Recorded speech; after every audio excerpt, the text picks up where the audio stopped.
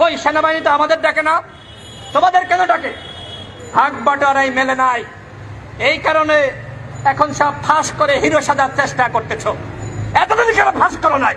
সরকারের সাথে তোমাদের দ্বন্দ্ব, সেনাবাহিনীর সাথে তোমাদের দ্বন্দ্ব, আজকে জনগণের করুণা গ্রহণ করার জন্য আজকে তোমরা সেগুলো সামনে আনতেছ।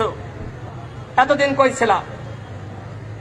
12 দিন আগের ঘটনা, কেন তোমরা যখন ডাকলো সেদিন কেন এসে প্রেস ব্রিফিং করলো না? কই সেনাবাহিনী তো আমাদের ডাকে না, তোমাদের কেন ডাকে?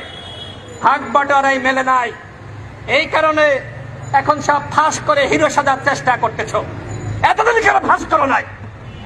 ক্যান্টনমেন্টে তো আমরা যাইনি, তোমরা গিয়েছ, কেন গিয়েছিলা? তোমাদের এই জবাবদিহিতা করতে হবে। এই প্রশ্ন কি কেউ করছে যে ক্যান্টনমেন্টে তোমাকে ডাকলো তুমি কেন ছুটে গেলা? আর সব জায়গায় কেন হাসনাত এবং সার্জিস?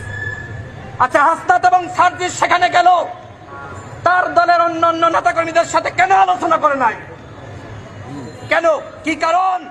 আমরা সেটি জানতে চাই বন্ধুগণ।